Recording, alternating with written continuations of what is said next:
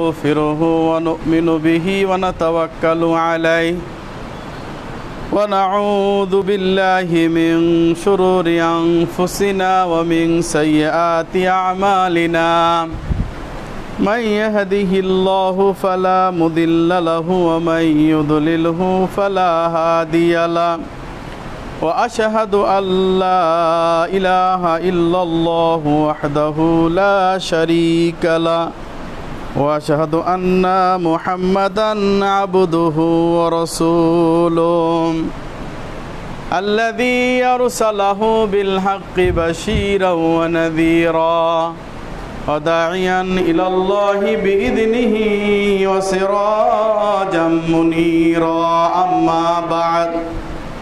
أما بعد فقد قال الله تبارك وتعالى في كلامه المجيد والفرقانه الحميد أعوذ بالله من الشيطان الرجيم وأن هذا صراطي مستقيما فاتبعوه ولا تتبعوا السبل فتفرق بكم عن سبيله ذلكم وصاكم به لعلكم تتقون عن جابر بن عبد الله رضي الله تعالى عنه قال كنا جلوسا عند النبي صلى الله عليه وسلم فخطا هكذا أمامه فقال هذا سبيل الله عز وجل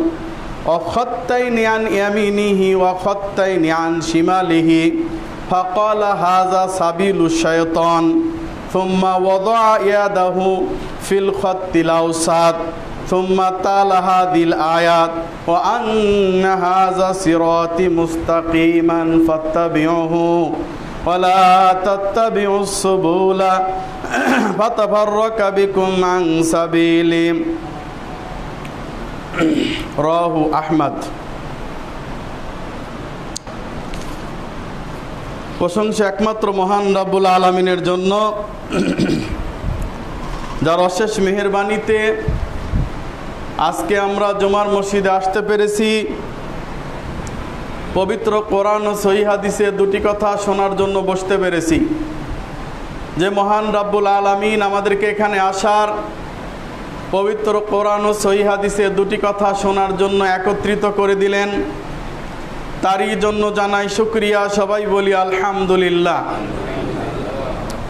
সালাত ও সালাম বর্ষিত হোক শেষ নবী সর্বশ্রেষ্ঠ নবী শাফিল মুজরিমিন ও রাহমাতাল লিল আলামিন জনাবে মুহাম্মদুর রাসূলুল্লাহ সবাই বলি সাল্লাল্লাহু আলাইহি ওয়াসাল্লামের প্রতি আপনাদের সামনে ধারাবাহিকভাবে একটা আলোচনা করছিলাম আলোচনার বিষয় ছিল আহলে হাদিসদের প্রতি অপবাদ এবং তার জবাব আজকে তার দ্বিতীয় পর্ব ইনশাআল্লাহ তা আজকের পর্বের নাম হচ্ছে আপনি কি মাযহাব মানতে বাধ্য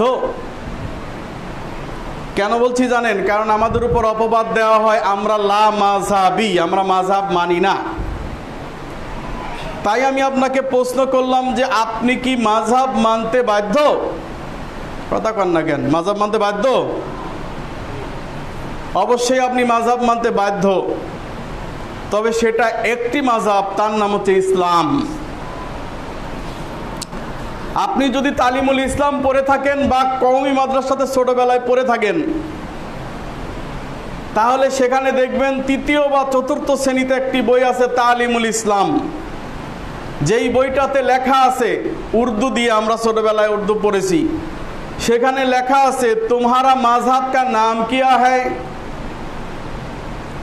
তো সওয়াল তোমারা মাযহাব কা নাম কিয়া হ্যায় উত্তরে লেখা আছে हमारा मजहब का नाम इस्लाम है तुम्हारा मजहब का नाम किया है तुम्हारे मजहबेर नाम की उत्तरे देवा आछे तो हमारा मजहब का नाम इस्लाम है ख्रिस्टान एटा एकटा मजहब हिंदू एकटा मजहब इहुदी धर्म एटा एकटा मजहब अतएव इस्लाम होच्छे एकटा मजहब प्रत्येकटी কওমি মাদ্রাসাতে এই তালিমুল ইসলাম কিতাবটি পড়ানো হয় এবং প্রত্যেকটি আদতে দেখেন, আমি আজ থেকে 2 মাস আগে যখন একটি মাদ্রাসার পাশ দিয়ে যাচ্ছিলাম তখন এইভাবে পড়াচ্ছে, তোমারা মাযহাব কা নাম কিয়া হ্যায়, হামারা মাযহাব কা নাম ইসলাম হ্যায়, মুখস্থ করাচ্ছে।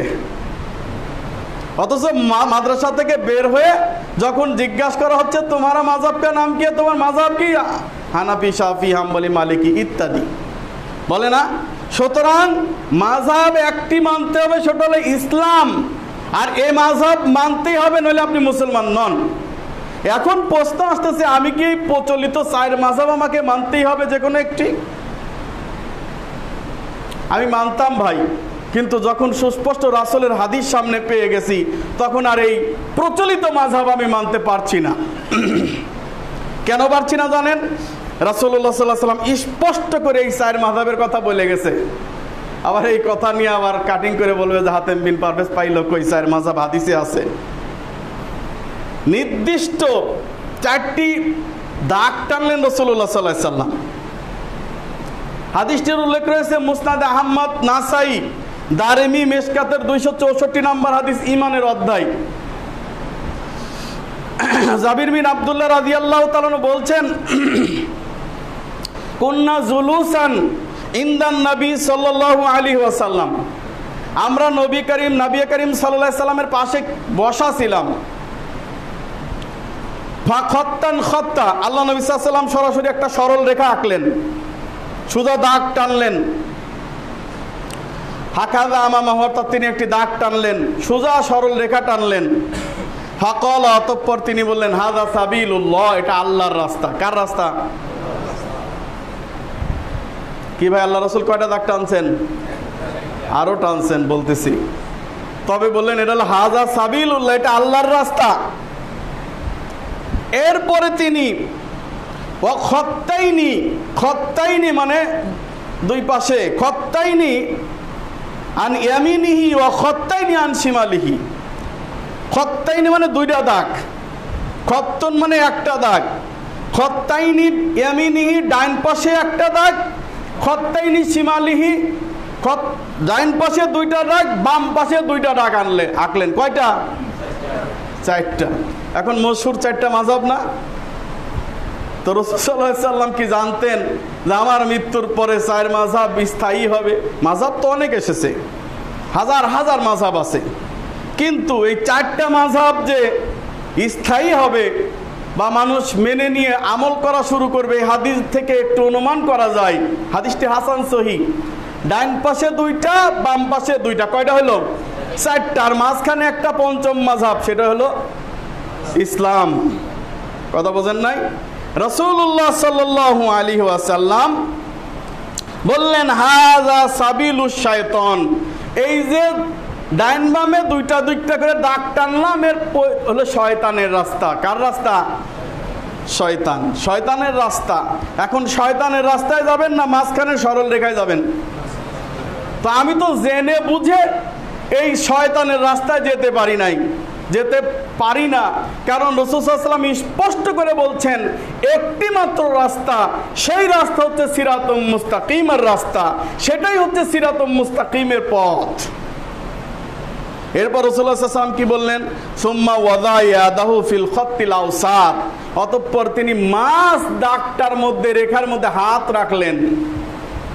সুম্মা তালা, অতঃপর আল্লাহ তাআলার এই কোরআনের আয়াত, পবিত্র কোরআনের সূরা নাম 6 নম্বর সূরার 153 নম্বর আয়াতটি তেলাওয়াত করলেন রাসূল সাল্লাল্লাহু আলাইহি ওয়াসাল্লাম। আল্লাহ বলছেন, ওয়া আন্না হাযা সিরাতি মুস্তাকিমান ফাত্তাবিউহু ওয়া লা তাত্তাবিউস সুবুলা ফাতাফাররাকা বিকুম আন সাবিলি যালিকুম ওয়াসাকুম বিহি লাআল্লাকুম তাত্তাকুন।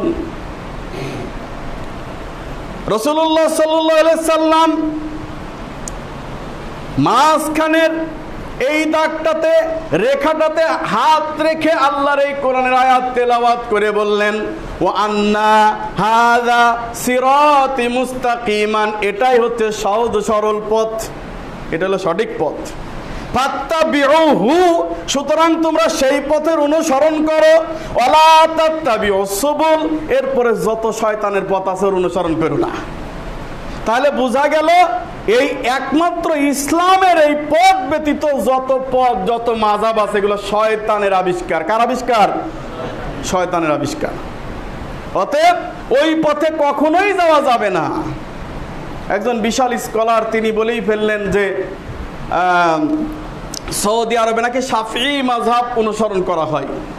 আমি জানি না, আমি সৌদি যাইনি ভাই, আমি কোরআন হাদিস পাই তাই আমি ফতোয়া দিই, আমি যাইও নাই জানিও না। তো সৌদি আরবে নাকি শাফিঈ মাযহাব অনুসরণ করা হয়, তবে তারা হানাফিদের মতো গোমরা নয়। আরে যদি আমি শাফিঈ মাযহাব অনুসরণ করি তাহলে আমি গোমরা ছাড়া থাকি নাকি? কথা বোঝেন নাই? যখনই আমি কোনো কারো মুকাল্লিদ হইলাম তখনই তো আমি গোমরা হয়ে গেলাম, স্পষ্ট কথা।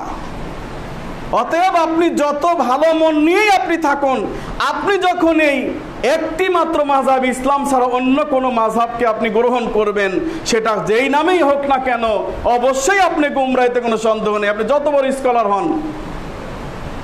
কারণ রাসূল সাল্লাল্লাহু আলাইহি ওয়াসাল্লাম স্পষ্ট করে বলেছেন, আহমদ মিশকাতের, মুয়াত্তা মালিক মিশকাতের 186 নম্বর হাদিস, রাসূলুল্লাহ সাল্লাল্লাহু আলাইহি ওয়াসাল্লাম বলছেন, তারাকতু ফীকুম আমরাইন লান তাদিল্লু মা তামাসসাকতুম বিহিমা কিতাবাল্লাহ ওয়া সুন্নাতা নাবিহি। ততক্ষণ পর্যন্ত তোমরা বিভ্রান্ত হবে না যতক্ষণ পর্যন্ত তোমরা আল্লাহর কিতাব তথা কোরআন এবং রাসূলের সহিহ সুন্নাহ মেনে চলবে, ততক্ষণ পর্যন্ত তোমরা বিভ্রান্ত হবে না। আল্লাহ তাআলা বলেন নাই বা রাসূল সাল্লাল্লাহু আলাইহি ওয়াসাল্লাম বলেন নাই তোমরা যদি মক্কা মদিনা ইত্যাদির অনুসরণ করো তাহলে তুমি সঠিক পথ পেয়ে যাবে, এটা বলেন নাই। কোরআন এবং সহিহ হাদিস ধরতে বলেছেন।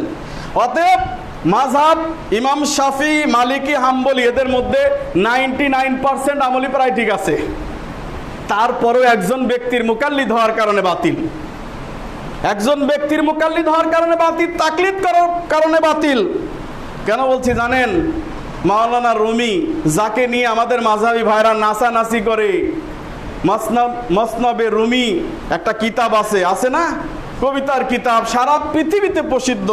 তিনি সেই কিতাবের মধ্যে একটি কবিতা বলছেন, ফার্সি কবিতা, দিন হাক্কে সার মাযহাবে সাখতে তেনাত আখনাহু দারে দিনে নাবি ইন দেখতে নাত। সত্য দিনকে চার মাযহাবে ভাগ করলো, দিনের মধ্যে বিপর্যয় সৃষ্টি করলো। হ্যাঁ, সত্য দিনকে চার মাযহাবে ভাগ করলো আর দিনের মধ্যে বিপর্যয় সৃষ্টি করলো। আর এক জায়গায় তিনি বলেছেন যে আমি মুকাল্লিদের উপর 100 বার 200 বার লানত বর্ষিত হোক, মুকাল্লিদের উপর 200 লানত বর্ষিত হোক যে মুকাল্লিদ আমাকে হাদিস মানে মন থেকে হাদিস অধ্যয়ন করা থেকে বিরত রাখে। আপনি যত বড় স্কলার হন না কেন, আপনি যদি মুকাল্লিদ হন, ফ্যানটা বন্ধ করেন তো, আপনি যদি মুকাল্লিদ হন তাহলে আপনার আগে মাযহাব টিকাতে হবে, তারপরে আপনি হাদিসের উপর আমল করবেন। আর প্রত্যেকটি গ্রন্থে লেখা আছে, তাদেরই ধর্মে গ্রন্থে লেখা আছে যে মুকাল্লিদ জাহেল হয়, তারা হাদিস বোঝার ক্ষমতা রাখে না। অথচ মুকাল্লিদ ফতোয়া দেওয়ার কোনো যোগ্যতা রাখে না। ওদের কিতাবেই লেখা আছে, আনোয়ার শাহ কাশ্মীরি, আনোয়ার শাহ লাখনবী, বিভিন্ন কিতাবে লেখা আছে মুকাল্লিদ ফতোয়া দিতে পারে না, ওর জন্য ফতোয়া দেওয়া হারাম। অথচ বলে আমি মুফতি, বলে না, বলে আমি মুফতি, আমি চার মাযহাবের যে কোনো একটা মাযহাব মানতাম যদি সেটা রাসূল সাল্লাল্লাহু আলাইহি ওয়াসাল্লাম মানতে বলতেন। কিন্তু রাসূল সাল্লাল্লাহু আলাইহি ওয়াসাল্লাম এই চার মাযহাবকে মানতে নিষেধ করে গেছেন, যে এই যে একটা পথ সিরাতে মুস্তাকিম, এই সিরাতে মুস্তাকিমের পথেই তোমরা চলো। তারপরেও কিছু কথা আছে, কথা হচ্ছে এই যে আপনি যদি মাযহাব মানতে যান তাহলে মাযহাবের কিতাব পড়লে আপনি জীবনেও মাযহাবী হতে পারবেন না, মানে এক ব্যক্তির মুকাল্লিদ হতে হবে। আপনি যদি হেদায়া পড়েন, সরয় বেকায়া পড়েন, তাহলে আপনার অরুচি আসবে, ঘৃণা হবে, বমি আসবে ওই মাযহাবকে মানতে। এমন কিছু কথা আছে মানুষের সামনে বলাও যায় না, অরুচিকর কথা, যেটা মাযহাবের ভিতরে আছে। এমনকি ইমাম আবু হানিফা এক কথা বলেছেন, ইমাম মুহাম্মদ এবং ইমাম ইবনে আবু ইউসুফ তার বিরোধিতা করেছেন। এমনকি তাদেরই মুহাদ্দিসিনগণ বলতেছেন যে ইমাম আবু ইউসুফ এবং ইমাম মুহাম্মদ ইমাম আবু হানিফার 1/3 ফতোয়া বিরোধিতা করেছেন, খেলাপ করেছেন। তার স্পষ্ট প্রমাণ আমি কয়েকটা লিখে রেখেছি, আপনাকে বলবো ইনশাআল্লাহ পর্যায়ক্রমে। তো আমি যেটা বললাম, আমাদের উপর অপবাদ দেওয়া হয় যে আমরা নাকি মাযহাব মানি না, আমরা লা মাযহাবী। তো এখন তো প্রমাণ হলো আমরা লা মাযহাবী না, আমরা মাযহাব মানি। মাযহাব মানি না? মাযহাব কোনটা মানি? যেটা রাসূল সাল্লাল্লাহু আলাইহি ওয়াসাল্লাম মানতে বলেছেন। রাসূলুল্লাহ সাল্লাল্লাহু আলাইহি ওয়াসাল্লাম যে মাযহাবকে মানতে বলেছেন আমরা সেটা মানি। আমরা মুসলমান, আমাদের ধর্ম ইসলাম, আর আমরা কোরআন এবং সহিহ হাদিসের অনুসরণ করি। এই জন্য আমাদের বৈশিষ্ট্যগত নাম হচ্ছে আমরা আহলে হাদিস। আহলে হাদিস কোনো মাযহাবের নাম নয়, বরং এটা একটা বৈশিষ্ট্যগত নাম। যদি বলেন যে না আহলে হাদিস মাযহাবের নাম, তবু তাতে কোনো সমস্যা নাই, কারণ ইসলাম শব্দের অর্থ হলো আত্মসমর্পণ করা। যেই ব্যক্তি কোরআন এবং সহিহ হাদিসের কাছে আত্মসমর্পণ করে ও মুসলিম, আত্মার নামই আহলে হাদিস। ঘুরে ফিরে এক কথায় দুই কথা বুঝতে পারছেন তো? কেউ কি বলতে পারবে যে আমি আহলে হাদিস না? পৃথিবীর কোনো মুসলমানের বাচ্চা বলতে পারবে আমি আহলে হাদিস না? আপনি তো বললেন না, কিন্তু এক শ্রেণীর লোক আছে কয় না আমি আহলে হাদিস না। কে বলছে আমি আহলে হাদিস? আমি আহলে হাদিস না। আল্লাহর করুণা যে কোনো আহলে হাদিস লোক ইমাম মাহদী দাবি করে নাই, দাবি করছে একজন মুকাল্লিদ। সেই মুকাল্লিদ দাবি করে লাইভে এসে সে বলেছে আমি ইমাম মাহদী। তার প্রমাণ সে দিয়েছে নাকি লাইভের ভিতরে, কিছুটা শুনলাম আর কি। তো ইমাম মাহদী এসে লাইভে এসে প্রোগ্রাম করে মানুষকে বলবে আমি ইমাম মাহদী, মানুষ মানবে, এটা তো ইমাম মাহদী নয়, না ভুয়া, পথভ্রষ্ট, তার ব্রেনে সমস্যা আছে। কারণ ইমাম মাহদী কোনোদিনও বলবেন আমি ইমাম মাহদী, বরং লোকেরা তাকে চিনে নিবে, জোর করে তার হাতে বায়াত নিবে। ইমাম মাহদী যে হবে সে তো রাসূলের হাদিস অবশ্যই জানে যে ইমাম মাহদী যার হবে তার ঠেলা শুরু হয়ে যাবে প্রথম চোটেই। সব মানুষ তার বিরোধিতা শুরু করে দিবে, গুটি কয়েক লোক ছাড়া। এই গুটি কতক লোক ছাড়া বিরোধিতা করবে, তার বিরুদ্ধে অস্ত্র ধারণ করবে, তাকে মারার জন্য আসবে। সে নিরুপায় হয়ে নিরস্ত হয়ে দাঁড়িয়ে থাকবে, আল্লাহ সাহায্য তাকে করবেন। তো যাক, বাংলাদেশই এমন একটা প্রজনন ক্ষেত্র, সব কিছুর জন্ম হয়। বঙ্গবন্ধু বলেছিলেন তাই যে আমার দেশের মানুষ গরিব থাকবে কেন, এ দেশে খালি বিসি ফেলানো গেলেই হয়ে যায়। তো এই দেশেই 360 আউলিয়া আছে, যেমন মক্কায় 360টা মূর্তি ছিল, আছে না নাই? এই 360 আউলিয়া বাংলার জমিনে আছে। এই 360 আউলিয়া মিলে বাংলাদেশের করোনা আসতে দিবে না, এরকম কথা বলছে। এবং 360 আউলিয়া বাংলাদেশকে দেখে শুনে রাখে। মানে প্রজনন ক্ষেত্র বাংলাদেশ। এই লোকটার বাড়ি বাংলাদেশ, ইস্তাক আহমেদ না মুস্তাক আহমেদ তার লোকটার নাম। তার এই বাংলাদেশ থেকে সর্বপ্রথম ফতোয়া দিয়েছে কাজী ইব্রাহিম যে ইমাম মাহদী আসতেছে 21 সালে, নইলে 24 সালে, নইলে মানে যত দিন যায় একটু বাড়াই খালি। আবার তারেক মনোয়ারও ফতোয়া দিয়েছে, তাই নাই? কি জন্য নাম বললাম? কারণ এরা ফতোয়া দিছে তো তাই বললাম, এটা গীবত না। তো এখন উচিত এই কাজী ইব্রাহিম আর তারেক মনোয়ার এই লোকের হাতে ইমাম মাহদীর হাতে বায়াত নেওয়া, তাই না? ভুয়া ইমাম মাহদী, ওর হাতে এখন বায়াত নেওয়া উচিত। নাউজুবিল্লাহি মিন যালিক। ইমাম মাহদী আসবেন কিন্তু বিভ্রান্ত শরীয়ত প্রচার করবেন না এবং অপব্যাখ্যা করবেন না। এই লোকটা প্রত্যেকটি হাদিস, প্রত্যেকটি কথা অপব্যাখ্যা করে নিজে ইমাম মাহদী সাজছে। আসলে তার ব্রেনের সমস্যা।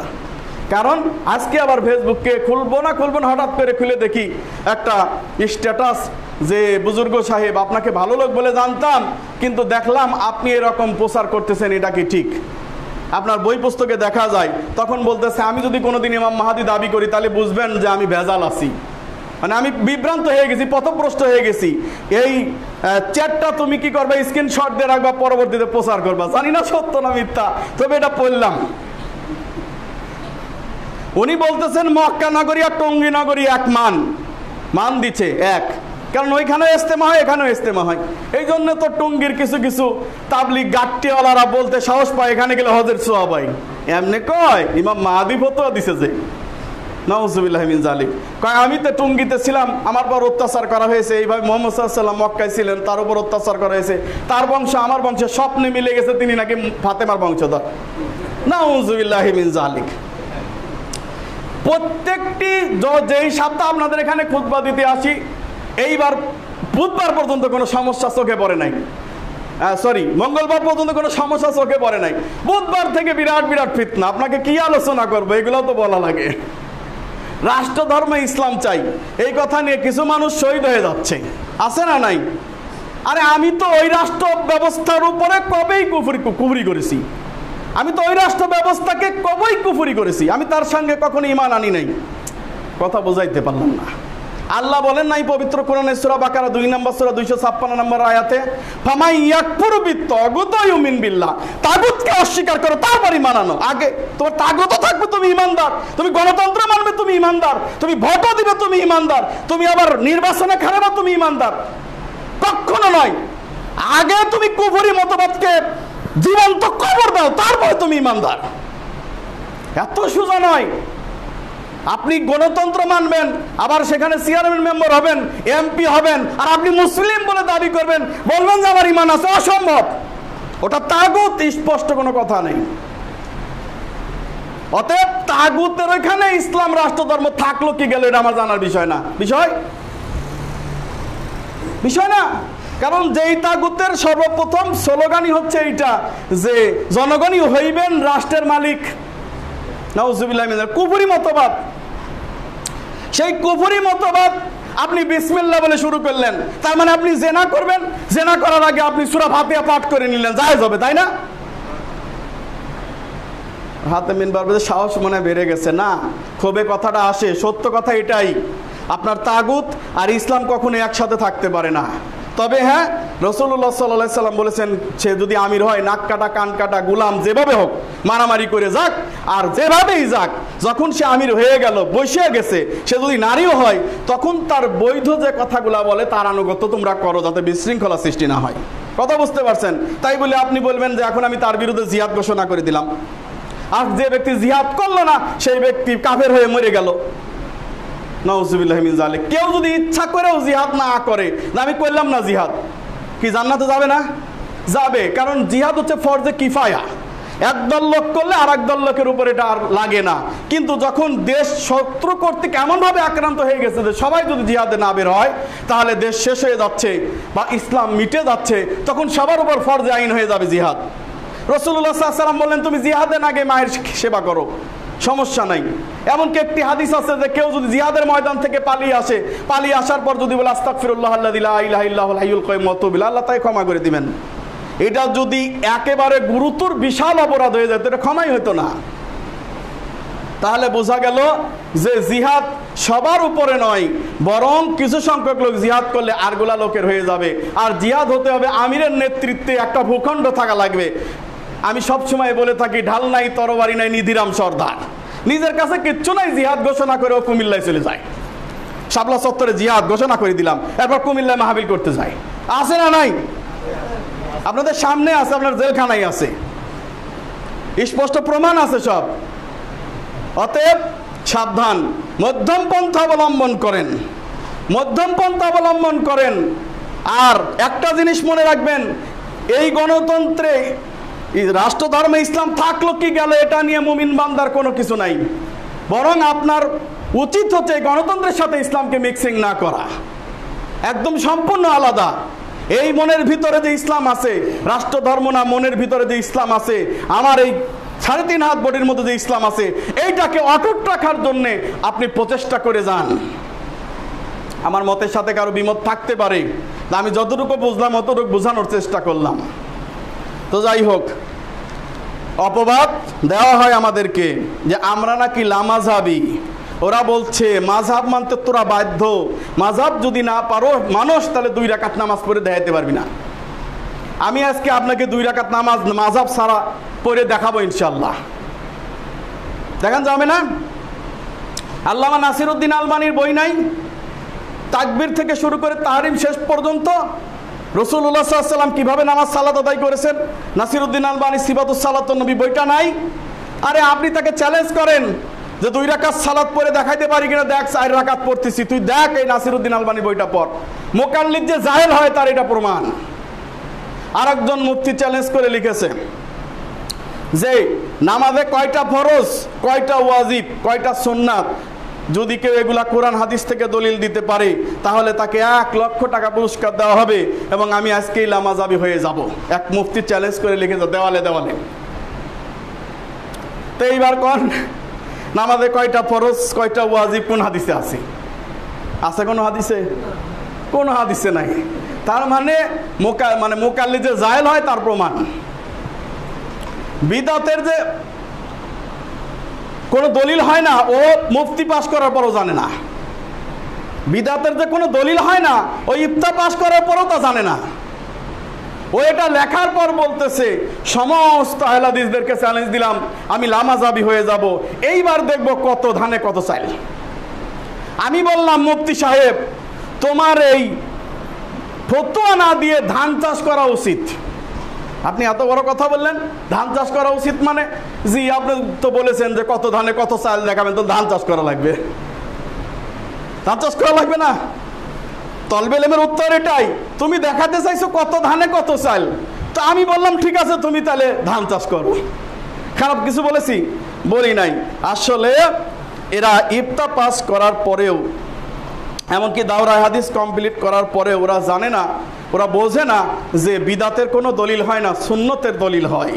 এখন আপনি যদি বলেন সম্মিলিত মোনাজাত বিদাত, ও বলবে বিদাত তার দলিল কোথায়? রাসূল বলেছেন বিদাত, এইভাবে উল্লেখ করে বলেছেন বিদাত, এইভাবে ওরা পেঁচাবে। তো এইবার আমি তাদেরকে প্রশ্ন করলাম, প্রথম প্রশ্ন, আচ্ছা আপনি যে বললেন ফরজ ওয়াজিব সুন্নত, এটা কোনো হাদিস দ্বারা প্রমাণ করা আমার বাপের পক্ষেও সম্ভব না, এটা ঠিক আছে, মেনে নিলাম, আপনার কথার সাথে একমত। কিন্তু ভাই আপনাকে প্রশ্ন করতেছি যে এই যে সুন্নত ওয়াজিব এই ভাগগুলা কে করেছে? আল্লাহ করতে বলেছেন, রাসূল করতে বলেছেন, নাকি রাসূলুল্লাহ সাল্লাল্লাহু আলাইহি ওয়াসাল্লাম বলেছেন? সহিহ বুখারীর সালাতের অধ্যায়ের আধুনিক পাবলিকেশনের প্রকাশিত প্রথম খণ্ডের 586 নম্বর হাদিস, সল্লু কামা রাআইতুমুনি উসাল্লি, আমাকে যেভাবে সালাত আদায় করতে দেখেছো সেভাবে পড়ো। আমিন বলা, বুকে হাত বাঁধা, পায়ে পা মিলানো সুন্নত ওয়াজিব নাকি এগুলা কি রাসূল ভাগ করতে বলছে? বলেছে ভাগ করতে? বলে নাই। তবে যারা ভাগ করেছে তারা কি অপরাধ করেছে? না, আমার দৃষ্টিতে তারা অপরাধ করে নাই। কারণ সালাতের কিয়াম, কুউদ, সুজুদ সত্যিকার ভালোভাবে সালাত আদায় করতে গেলে এই ধরনের কিছু দরকার আছে, যে এটা ওয়াজিব, এটা সুন্নাত নামাজের ভিতরে, এগুলাতে তোমরা বেশি পারদর্শী করো, এগুলা তোমরা একটু মনোযোগ দিও, এই জন্য হয়তো তারা করেছেন, খারাপ কিছু করেন নাই। কথা বুঝতে পারছেন? এইটার জন্য যে ভাগ করলে সওয়াব হবে এটা তারা কখনো মনে করেন নাই, বরং সুবিধার্থে এটা করা হয়েছে। যেমন হাদিসের মধ্যে বাব বাঁধা হয়েছে যে বাবু কিতাবুল জিহাদ, বাবু সিয়াম, আছে না? তো এইরকম ভাগ নামাজের ভিতরে কোনটা ওয়াজিব কোনটা সুন্নাত ইমামগণ করেছেন। আমি এখন তাকে প্রশ্ন করলাম, এই ভাগগুলা কে করেছে? কোন আহলে হাদিস করেছে? কয় না, ইমামরা করেছে, ইমামগণ করেছে। তো ইমামগণ যে করেছে এটা কি রাসূলের হাদিস দিয়ে করেছে না মন গড়া? হে উত্তর দেন, মন গড়া না নিজের রাসূলের হাদিস দিয়ে করছে? মুকাল্লিদ কি উত্তর দিবে? ও কি বোকা নাকি? বলবে না না না না, এটা রাসূলের হাদিস দিয়ে করছে। তো আমরা তো রাসূলের হাদিসই মানে আমরা আহলে হাদিস। কথা বোঝেন নাই? খুব জটিল মনে হচ্ছে বিষয়টা। এই যে ও যে বললো, আমি যখন তাকে বললাম যে ঠিক আছে এই সুন্নাত ওয়াজিব কে ভাগ করেছে, সে এক বাক্যে বলবে ইমামগণ ভাগ করেছে। তো ইমামগণ কি হাদিস দিয়ে, রাসূলের হাদিস দিয়ে, কোরআন হাদিস দিয়ে ভাগ করেছেন না মন গড়া রায় কিয়াস? তখন বলবে না হাদিস দিয়েই তো। আসলে হাদিস দিয়ে করে নাই, তারা ইস্তেহাদ করেছে। হাদিসে উল্লেখ রয়েছে, কেউ যদি চেষ্টা করে, ইস্তেহাদ করে, আর ইস্তেহাদ করে যদি সে সঠিক সিদ্ধান্ত পৌঁছতে পারে, আল্লাহ সুবহানাহু ওয়া তাআলা তাকে 2টা সওয়াব দিবে। কয়টা? আর যদি একদম সঠিক সিদ্ধান্তে পৌঁছতে নাও পারে, তবু তাকে আল্লাহ 1টা সওয়াব দিবে, ভুল করলেও সওয়াব দেবেন, কারণ সে চেষ্টা করেছিল।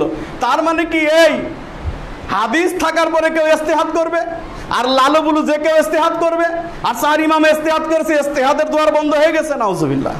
কিয়ামত পর্যন্ত ইস্তেহাদের দুয়ার বন্ধ হয় নাই, এখনো কিয়ামত পর্যন্ত ইস্তেহাদের দুয়ার খোলা থাকবে। বিদ্বান যারা কোরআন হাদিস বুঝে, এই ধরনের বৈশিষ্ট্যগত লোক ইস্তেহাদ করবেন। আল্লাহ তাআলা প্রত্যেকটি 100 বছরের মাথায় একজন মুজাদ্দিদ পাঠাবেন, যে দিনের সংস্কার করবেন। সুতরাং মুজাদ্দিদ সে যদি ইস্তেহাদ করে, আর যদি সেটা কোরআন হাদিসে না থাকে, সে তারপরে সে ইস্তেহাদ করবে। ইস্তেহাদ করার পরে তার ইস্তেহাদ যদি সঠিক হয়, কোরআন হাদিসের সাথে মিল হয়, 2টা সওয়াব পাবে, আর যদি নাও মিল হয় তবে 1টা সওয়াব পাবে। 4 ইমাম মুস্তাহিদ ছিলেন, তাদের ওজর ছিল, তাদের 1টা গুনাহ হয় নাই, বরং নেকি হয়েছে। কিন্তু তুই মুকাল্লিদ হাদিস পাওয়ার পরে ইমামের অন্ধ অনুসরণ করার জন্যে মুকাল্লিদ হওয়ার কারণে তুই গুনার মধ্যে লিপ্ত হয়ে গেছিস, বিভ্রান্ত হয়ে গেছিস। কথা বুঝতে পারছেন তো? এইবার আসুন যে এই যে আপনারা জানেন যে নামাজের মধ্যে ফরজ, ওয়াজিব, সুন্নত এবং অজুর ফরজ কয়টা, অজু ভঙ্গের ফরজ অজু ভঙ্গ কি কারণে হয় আছে না? এগুলা কি হাদিসে আপনি স্পষ্ট করে পাবেন নাকি ফিকার কিতাবে বিভিন্নভাবে ভাগ করে লেখা আছে না নাই? আছে, আবার স্পষ্ট হাদিসেও আছে। কিন্তু কেউ যদি বলে যে আজকের জুমার সালাত 2 রাকাত না 4 রাকাত, এবং এটা নিয়ে সে হটকারিতা করে, সে মুসলমান থাকবে? মুসলমান? অর্থাৎ জুমার দিনে 2 রাকাত ফরজ হচ্ছে সালাত 2 রাকাত। তো এখন যদি কেউ বলে যে না আমি বাড়িয়ে দিলাম 4 রাকাত ফরজ, এই যে ফরজ সে বাড়াইলো এই কারণে সে কাফের হয়ে যাবে না? অথবা সে যদি বলে যে না 1 রাকাত কমাইলো, তাহলে সে কাফের হয়ে যাবে না? কাফের হয়ে যাবে। ভালো করে বুঝে কেন, কিন্তু বিপদে পড়বেন। এই দেখেন, ইমাম আবু হানিফার মতে অজুর ফরজ 4টা। কয়টা? ইমাম আবু হানিফার মতো অজুর ফরজ 4টা পড়ায় না? অজুর ফরজ 4টা, অজুর ফরজ 4টা পড়ায় না? মুখস্থ করায়। ইমাম আবু হানিফার মতো অজুর ফরজ 4টা, এটা কোরআনেও আছে, সঠিক। আমরা এটাই করি, কথা বলেন ঠিক কিনা? কিন্তু এই ক্ষেত্রে এসে এইবার দেখেন ইমাম শাফির মতো অজুর ফরজ 6টা। ইমাম শাফির মতো কয়টা? 6টা। তাহলে ইমাম শাফি 2টা ফরজ বাড়ায় দিল। বাড়ানোর কারণে ইমাম আবু হানিফার মতে ইমাম শাফি কি হয় আমি আর বলতে চাই না। কথা বোঝেন নাই? কারণ তারা বলেছে 4টা মাযহাবই বরহক, 4 মাযহাবই হক, যে কোনো একটা পালন করলেই সে হকের উপর আছে। তো এইবার আসেন ইমাম আবু হানিফার ফতোয়ায় শাফি কাফের হয়ে যাচ্ছে, নাউজুবিল্লাহ মিন যালিক। মালিক বলেছে 3টা। ইমাম মালিক কয়টা বলেছেন? 3টা বলেছেন। তো ইমাম মালিক যদি 3টা বলে থাকেন তাহলে 1টা কমায় দিছেন। কমানোর কারণে সেও ওই ইমামের মতে ফতোয়াতে কাফের হয়ে যাচ্ছে, নাউজুবিল্লাহ। ইমাম শাফির মতে 5টা, ইনিও আবার 1টা কমায় দিল শাফির মতে, আর ওনার মতে কমায় দিল 1টা, ইনার মতে কমায় দিল, বাড়ায় দিল 1টা। ইমাম আবু হানিফার মতো বাড়াই দিল 1টা, শাফির মতে কমাই দিল 1টা। এইবার আছেন ইমাম হাম্বলের মতো অজুর ফরজ 8টা। কয়টা? এখন দেখেন মারামারি লেগে গেছে, মারামারি লেগে গেছে। সমাধান কি? সমাধান আল্লাহ বলছেন পবিত্র কোরআনে সূরা নিসা 4 নম্বর সূরা 59 নম্বর আয়াত, ইয়া আইয়ুহাল্লাযীনা আমানু আতিউল্লাহ ওয়া আতিউর রাসূলা ওয়া উলিল আমরি মিনকুম ফাইন তানাযাতুম ফি শাইইন ফারুদ্দুহু ইলাল্লাহি ওয়ার রাসূল। হে ইমানদারগণ, আল্লাহর অনুগত করো, রাসূলের অনুগত করো। তোমাদের মধ্যে যারা আমির, তোমাদের মধ্যে যারা ধর্ম পণ্ডিত, তাদের অনুসরণ করো। কিন্তু ফাইন তানাযাতুম ফি শাইইন ফারুদ্দুহু ইলাল্লাহি ওয়ার রাসূল, যদি দেখো ওদের মধ্যে মারামারি লেগে গেছে, তাহলে আল্লাহ এবং রাসূলের দিকে রিটার্ন করো, মানে কোরআন এবং সহিহ হাদিসের দিকে রিটার্ন করো। তাহলে কোরআন হাদিসের দিকে রিটার্ন করলে ওজুর ফরজ কয়টা? 4টা। তাহলে ওরা ইমাম মানলে এবং ইমাম মানার পরে এবার আসেন যে ইমাম আবু হানিফা তো তাহলে বেঁচে গেল, এত সোজা না। এবার আসেন যে সালাতের রুকন কয়টা? সালাতের রুকনের মধ্যে ইমাম আবু হানিফার মতে আহকাম 6টা, আরকান 7টা, মোট 13টা ফরজ। ইমাম আবু হানিফার মতে কয়টা ফরজ? 13টা ফরজ। মালিক ও হাম্বলি মাযহাবের শর্ত হচ্ছে 11টা, রুকুন হচ্ছে, ফরজ হচ্ছে 14টা। তাহলে ইমাম আবু হানিফা 1টা ফরজ অস্বীকার করছে, নাউজুবিল্লাহ।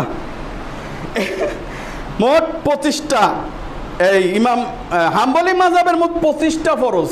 তাহলে 13 বাদ দিলে যে কয়টা থাকে, তারপরে শাফিঈ মাযহাবের 24টা ফরজ। তাহলে এগুলা বাদ দিলে যেগুলো থাকে এগুলো সব অস্বীকার, কারণ ইমাম আবু হানিফা, ইমাম শাফিঈ এবং ইমাম মালিকের মতো কাফের হয়ে যায়, নাউজুবিল্লাহ মিন যালিক। তো আপনি যে বললেন যে মাযহাব না মানলে 1-2 রাকাত নামাজ পড়েও তুই দেখাইতে পারবি না, এখন তো মাযহাব মানতে গিয়ে প্যাঁচ লেগে গেল। এই মহা মান্য ইমামদেরকে একজনের ফতোয়া আর একজন কাফের হয়ে যাচ্ছে।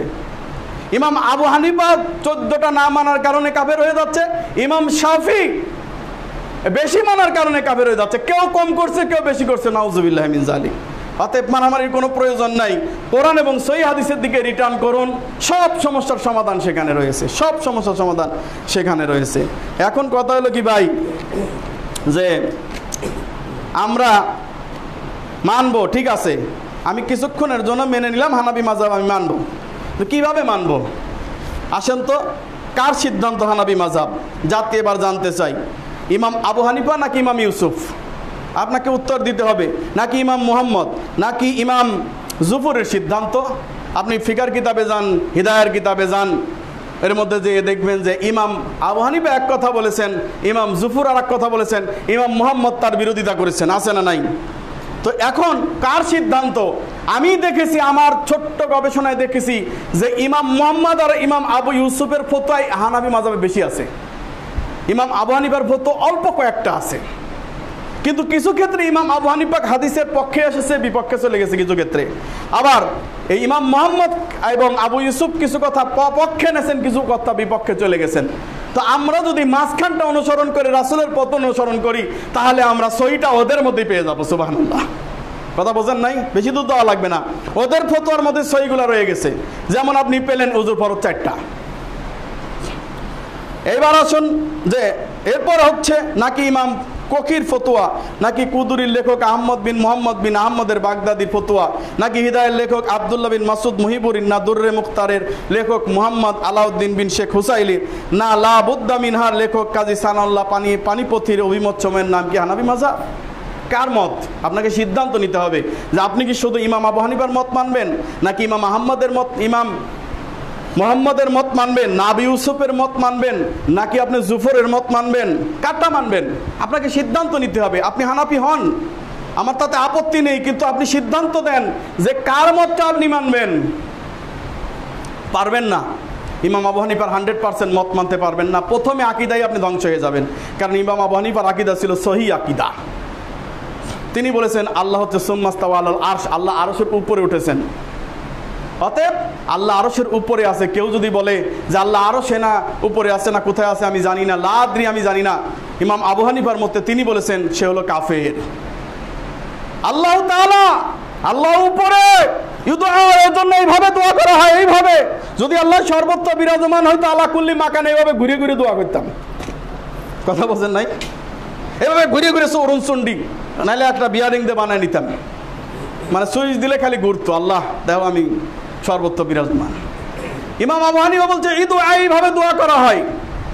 আপনাকে সিদ্ধান্ত নিতে হবে আপনি কোন পথে যাবেন। এখন কথা হচ্ছে যে ইতিহাসে ইমাম আবু হানিফা নামে 19 জন লোক এসেছে, সবাই ইমাম। কয়জন লোক? ইমাম আবু হানিফা নামে ইতিহাসে 19 জন লোক এসেছে, 19 জনের নাম ইমাম আবু হানিফা। কোন ইমাম আবু হানিফার আপনি অনুসরণ করেন? না, মুকাল্লিদ, আপনি জানেন না। আপনার ইমামের নাম আজকে ভালো করে শিখে যান। আপনার ইমামের নাম হচ্ছে নুমান মির সাবিত ইবনে জুতা ইবনে মারজুবান ইমাম আবু হানিফা। আপনি যদি শুধু ইমাম আবু হানিফাকে মানেন তাহলে 19 জন ইমাম আবু হানিফাকে মানতে হবে। নাউজুবিল্লাহি মিন যালিক। আলোচনা বেশি দীর্ঘায়িত করব না, রেখে দেবো আগামী জন্য ইনশাল্লাহ। তবে দুই একটা দেখাই, না দেখালে বলবেন যে দেখাইলেন না তো। মানে হচ্ছে ওদের যে ভিতরে গন্ডগোল, তারাই বলেছে ইন্নাল লা হিদায়াতা কাল কুরআন, হিদায়া নাকি কোরআনের মতোই। সেই হিদায়ার 1299 হিজরির মুস্তাফা ইসাফার প্রথম খণ্ড 30 পৃষ্ঠায় লেখা, খেজুর ভিজানো পানি যাতে ফেনা ধরে গেছে এরূপ পানিতে ইমাম আবু হানিফার মতে ওযু জায়েজ হবে। কিন্তু ওই খণ্ডে লেখা আছে ইমাম মুহাম্মদের মতে তা জায়েজ নয়। কথা বুঝতে পারছেন? আপনার কারো কাছে যদি হিদায়া থাকে বাড়িতে যায় আজকে লিখে নেন পৃষ্ঠা নাম্বার, দেখবেন আপনি। আমার মুকাল্লিদ হয়েন না, অন্ধ অনুসরণ করেন না, আপনি যাই কিতাব দেখে নেন। হিদায়ার 1299 হিজরি উক্ত খণ্ডে লেখা আছে 26 পৃষ্ঠায়, ইমাম আবু হানিফার মতে যেসব জন্তুর গোস্ত পাক তার মূত্রও পাক, কিন্তু ইমাম ইউসুফের মতে পাক নয়। ইমাম আবু হানিফার মতে যার গোস্ত খাওয়া হালাল, যেই প্রাণীর গোস্ত খাওয়া যায় তার মুত, তার মূত্র, তার মল, যা কিছু আছে সবই হালাল। কথা বোঝেন নাই? কিন্তু মুহাম্মদের মতে, ইউসুফের মতো তা জায়েজ নয়। আর এখন এই ইউসুফের মাযহাবই চলছে, ইমাম আবু হানিফার মাযহাব ইমাম আবু হানিফার নয়। ইমাম আবু হানিফার মাযহাবে হচ্ছে যে এই প্রাণীর গোস্ত খাওয়া যায় তার সব কিছু হালাল, হারাম নয়। আমাদেরও ফতোয়া তাই। এই জন্যে পাক পাক খাবেন সেটা নয়, অর্থাৎ যেই প্রাণীর গোশত আপনি খাবেন তার পেশাব তার গোবর সব পাক, অপবিত্র নয়, অর্থাৎ আপনার গায়ে লাগলে ওযু নষ্ট হবে না বা আপনি অপবিত্র হবেন না। কথা বুঝতে পারছেন? এখন ঘটনা হলে এই ফতোয়া হচ্ছে আহলে হাদিসদের ফতোয়াও। এজন্য আব্দুর রাজ্জাক বিন ইউসুফ বলেছিলেন যে যদি গাভীর আপনার পেশাবের মধ্যে চাদর ভিজিয়ে নামাজ পড়েন তবু আপনার সমস্যা নেই। এই ফতোয়া আব্দুর রাজ্জাক বিন ইউসুফ দেওয়ার কারণে ছাড়া হানাবি গোষ্ঠী যারা আছে সবাই তার বিপক্ষে লেগে গেল, কিন্তু তার ইমাম আজকে থেকে 1000 বছর আগে ফতোয়া দিল, এটা তারা কানেও দেখে না, চোখেও শোনে না। হিদায়া পড়লে খুঁজে পাবে নালে পাবে না। হিদায়ার 1299 হিজরি খণ্ড 134 নম্বর পৃষ্ঠায় উল্লেখ রয়েছে ইমাম আবু হানিফার মতে তায়াম্মুমের নিয়ত ফরজ, কিন্তু হিদায়ার উক্ত খণ্ডে লেখা আছে ইমাম জুফরের মতো ফরজ নয়। তায়াম্মুমের নিয়ত কি? ফরজ। এটা আমাদেরও ফতোয়া, ইমাম আবু হানিফার ফতোয়ার সাথে মিল আছে, তো আমরা তাকে মানছি মাশাআল্লাহ। যেখানে নাই সেখানে মানি না। হিদায়ার উক্ত খণ্ডে 64 পৃষ্ঠায় লেখা আছে ইমাম আবু হানিফার মতে ছায়া দ্বিগুণ হওয়ার পর হতেই আসরের নামাজের সময় আরম্ভ হবে, কিন্তু ওই খণ্ডে লেখা আছে ইমাম মোহাম্মদ ও আবু ইউসুফের মতে ছায়া 1 গুণ হওয়ার পর হতেই আসরের নামাজ শুরু হবে। তাহলে এখানে ইমাম আবু ইউসুফেরটা ঠিক আছে, ইমাম মত পরিবর্তন করছে। যাই হোক, এটা লেখা আছে, তাদের মধ্যে মতানৈক্য সৃষ্টি হয়ে গেছে। এরপরে হেদায়া উক্ত খণ্ড 90 পৃষ্ঠা লেখা আছে ইমাম আবু হানিফার মতে সিজদার সময় নাক অথবা কপাল যে কোনো একটা মাটিতে ঠেকালেই নামাজ জায়েজ হবে।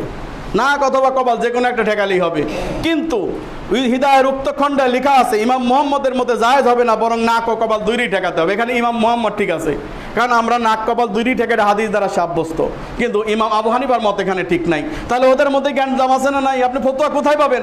আমরা আহলে হাদিসরা বলেছি যে নাক কপাল দুইই ঠেকাতে হবে, আমাদের মধ্যে এটা নিয়ে কোনো মতভেদ নাই, আছে? কিন্তু ওদের প্রত্যেকটা মাসালায় মতভেদ আছে, প্রত্যেকটি মাসালায়, এমনকি আকীদাও মতভেদ আছে। হিদায়ার উক্ত খণ্ড পৃষ্ঠা 84-তে লেখা আছে যদি কেউ আরবি ভাষায় নামাজের যাবতীয় সূরা ও দোয়া দরুদ জানা সত্ত্বেও ফার্সি ভাষায় নামাজ পড়ে তাহলে তার নামাজ ইমাম আবু হানিফার মতো জায়েজ হবে। ফার্সি ভাষায় নামাজ পড়লে ইমাম আবু হানিফার মতো জায়েজ হবে, কিন্তু হিদায়ার উক্ত খণ্ডেই আছে ইমাম মোহাম্মদ ও আবু ইউসুফের মতে না, ফার্সি ভাষায় নামাজ জায়েজ হবে না। আমি কিছুদিন আগে লুৎফর রহমান ফরাইজি আমাদের মণিপুর এলাকায় এসেছিল, আমি এই প্রশ্নটা তার সামনে দিয়েছিলাম, তিনি পাশ কাটে উত্তর দিয়েছিলেন কই আমরা তো ফার্সি ভাষায় নামাজ পড়ি না, অতএব সমস্যা কি, আমরা পড়ি না। আরে বেটা তোর ইমাম তো ফতোয়া দিছে, তুই তো বলিস আমি মুকাল্লিদ, উত্তরটা দে বাপের বেটা হইলে। সমস্ত পুলিশ প্রশাসন এনে রেখেছে, আমরা যাতে কোনো কথা বলতে না পারি। আমরা ওখানে বাস করতে যাই নাই, আমরা আলোচনা শুনতে গেছিলাম। যেহেতু মণিপুরে হচ্ছে, ওরা করুক, 8 রশি করুক, তারপরে 9 রশি 10 রশি 5 রশি, ন্যাকটা বাবা সালা বাবা পীর বাবা গাজা বাবা গাঞ্জা বাবা করুক।